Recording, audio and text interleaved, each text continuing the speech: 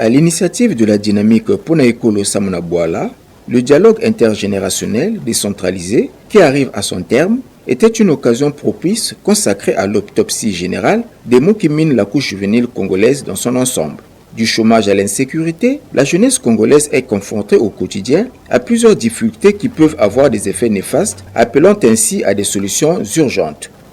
Le dialogue intergénérationnel recommande au Premier ministre, chef du gouvernement, de mobiliser la solidarité nationale par le lancement d'une cagnotte nationale de solidarité pour le financement des projets et l'employabilité des jeunes.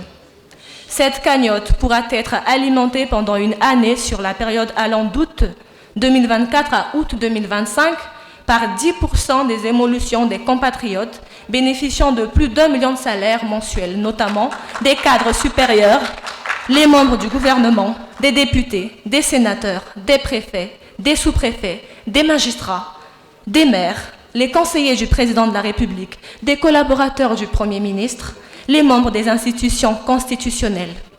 Ces fonds collectés pourront être mis à la disposition des organes techniques existants, ADPME, FIGA, FONEA et bien d'autres. Des centaines de jeunes venus de tous les arrondissements de Brazzaville ont eu droit à plusieurs panels dont les travaux étaient animés par les spécialistes qui ont mis en exergue leurs expériences personnelles afin d'orienter et encourager les jeunes à faire le bon choix dans tous les secteurs de la vie professionnelle. La femme manager dans un environnement masculin, la réforme de l'enseignement technique et professionnel face à la problématique d'insertion de la jeunesse, comprendre les évolutions du fonctionnement du FIGA et comment bénéficier d'un accompagnement du FIGA et les réformes des créations des entreprises au Congo sont entre autres thématiques débattues au cours de cette journée. Donc, entre autres difficultés sur l'insertion professionnelle de la jeunesse, je disais entre autres difficultés, elle est due au fait du manque de qualification ou de qualification peu adaptée. Et là, du coup, on se retrouve face à une situation. On a un monde de demandeurs d'emploi et on a un autre monde, celui de l'emploi, celui de l'entreprise. Mais comment faire que ceux qui se retrouvent dans ce premier monde qu'on peut appeler le monde A, les apprenants, les étudiants, les demandeurs d'emploi, aient la possibilité, sinon la facilité, d'aller vers le deuxième monde qui est le monde B, le monde des opportunités, le monde des offres. C'est là qu'intervient la notion d'employabilité.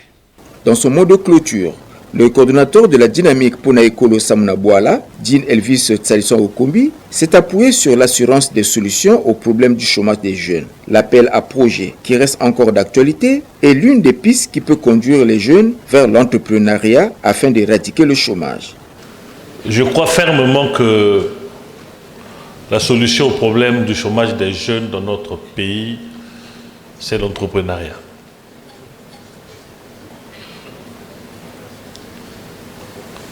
C'est pour cela qu'il est important que, d'un côté, nous puissions avoir des jeunes qui se portent volontaires.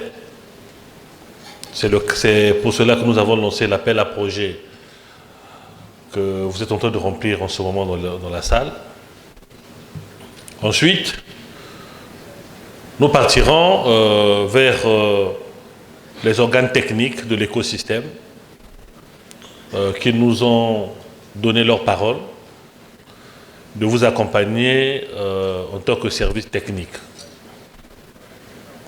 Au-delà de l'accompagnement, comme on dit, de vous mettre en incubation et autres, nous avons pensé que une année de la jeunesse ne peut pas se limiter à être un problème du gouvernement. Il est important que chacun, là où il se trouve dans le cadre d'une solidarité nationale, puisse mettre la main dans la poche pour pouvoir financer les projets des jeunes.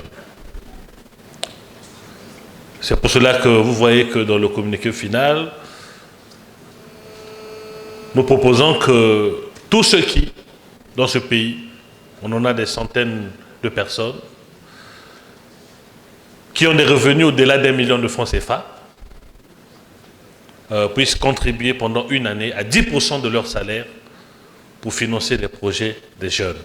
Au terme de ce dialogue, une mobilisation via une cagnotte nationale de solidarité a été recommandée au Premier ministre, chef du gouvernement, pour le financement des projets et l'employabilité des jeunes.